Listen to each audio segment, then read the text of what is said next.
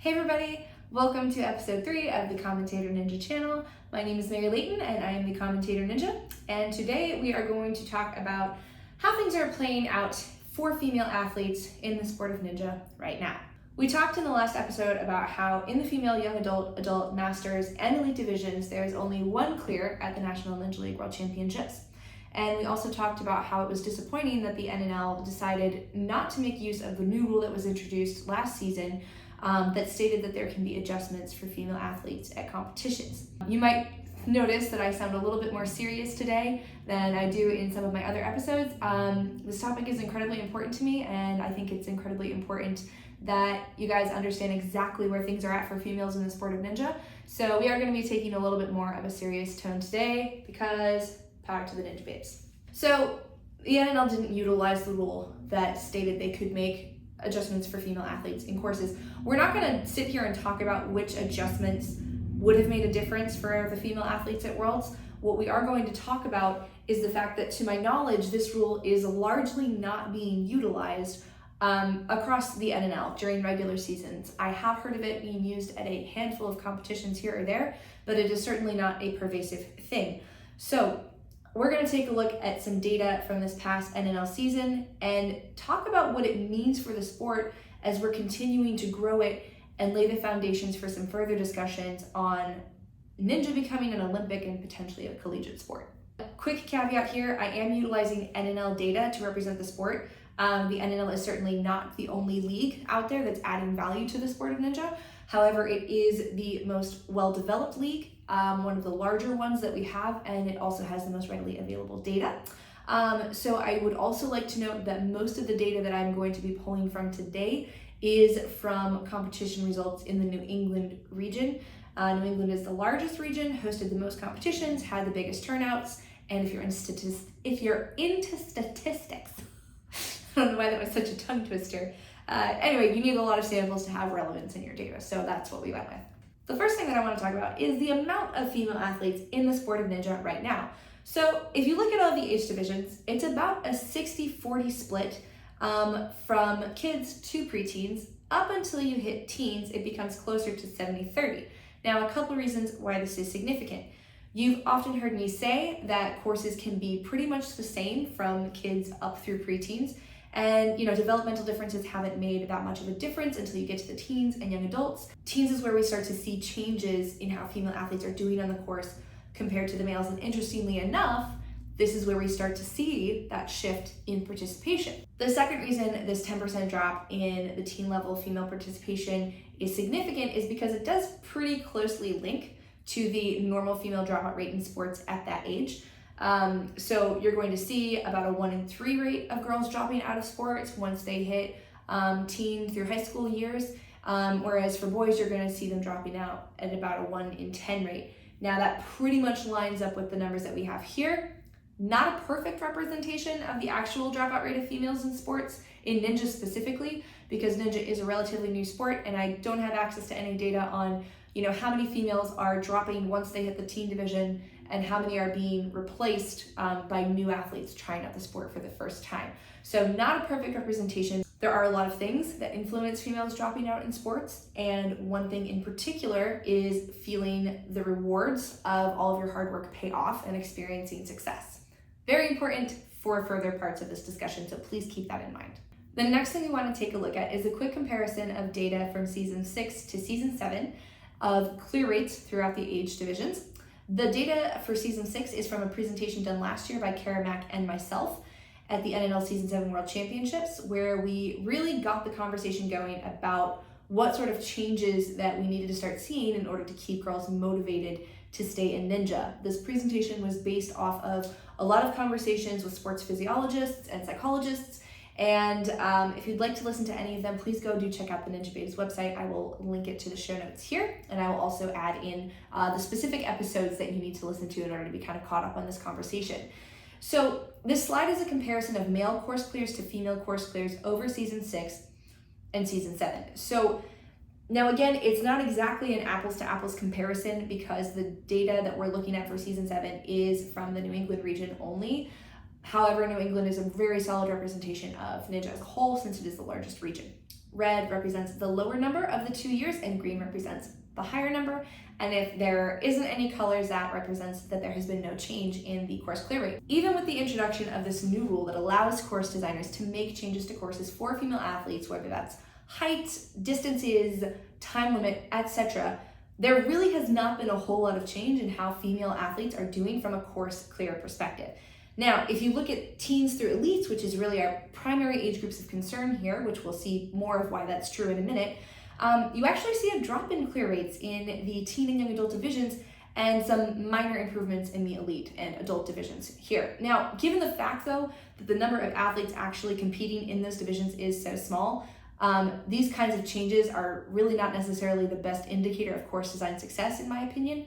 So course clears in general, especially when we're talking about equal opportunities in sport or good experiences at a competition, equally good experiences at a competition.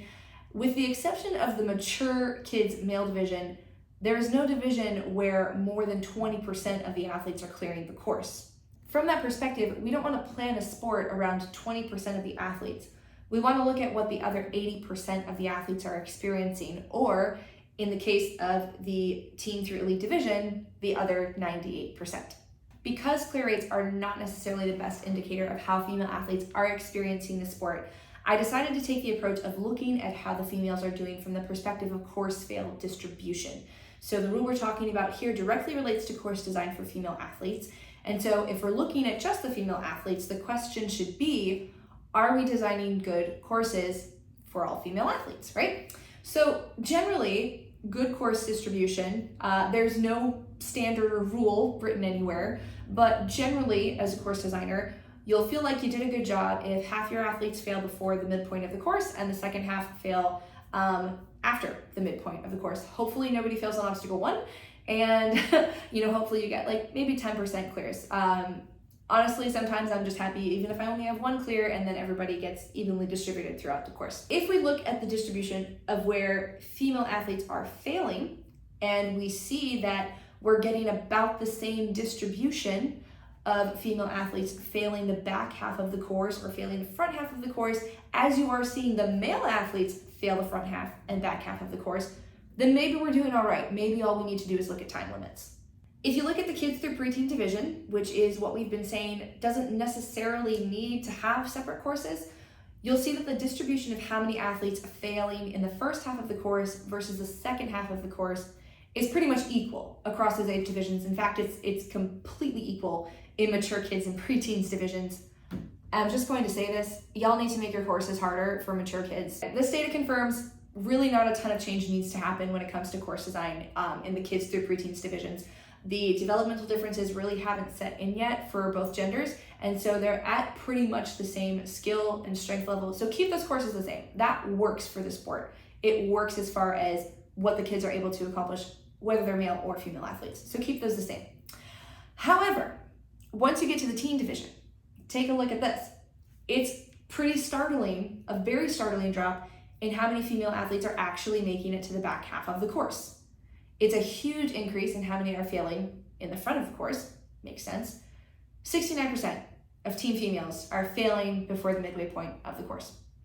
74% of young adult females failing in the first half of the course. 80% of adult females, that's my division. 80% of us are failing in the first half of the course.